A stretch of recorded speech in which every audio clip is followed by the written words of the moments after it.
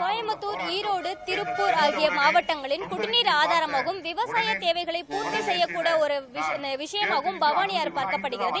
இந்த சூழல்ல கேரள அரசு தேக்குவட்டை என்ற இடத்தில் அணை கட்டுவதற்கு எதிர்ப்பு தெரிவித்து தற்போது கோவையில் உண்ணாவிரத போராட்டம் நடைபெற்று வருகிறது. இதற்கு முன்னதாக பல்வேறு போராட்டங்களை பல்வேறு அரசியல் கட்சிகள் நடத்தி வந்தாலும் தற்போது பொதுமக்கள் மற்றும் இளைஞர்கள் தன்னெழுச்சியாக இந்த போராட்டத்தை தற்போது முன்னின்று நடத்தி வருகின்றனர்.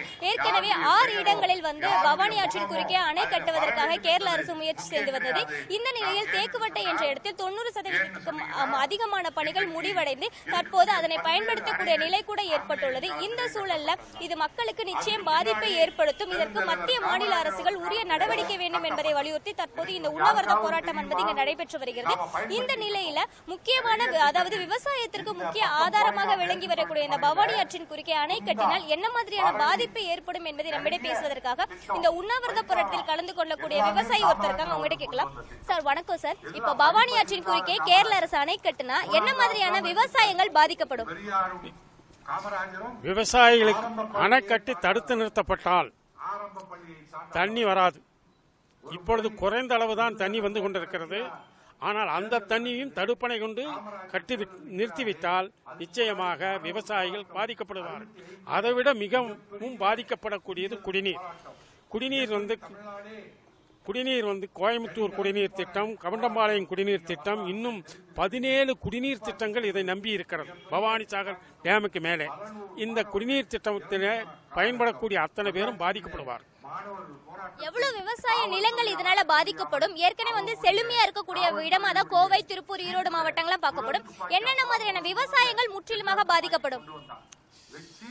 இந்த பவானி சாகர் டேம் என்னுடைய விவசாயம் 2,70,000 ஏக்கரா நிலங்கள் ஒட்டுமொத்தமாக இருக்கிறது.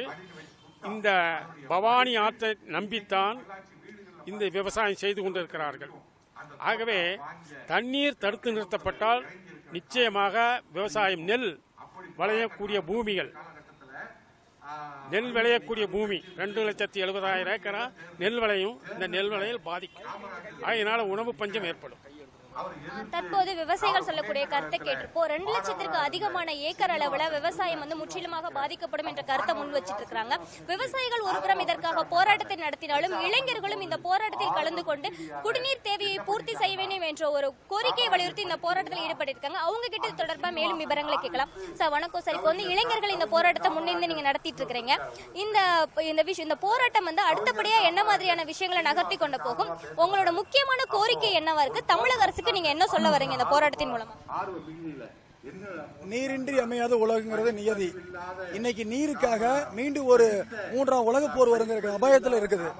இன்னைக்கு இந்திய அரசாங்கம் அதாவது உச்சநீதிமன்ற தீர்ப்பை மதிக்காத அளவில் நடந்துகிட்டு இருக்கிற கேரள அரசு, கர்நாடக அரசை கண்டிச்சு தான் இந்த ஒரு பட்டினி போராட்டம்.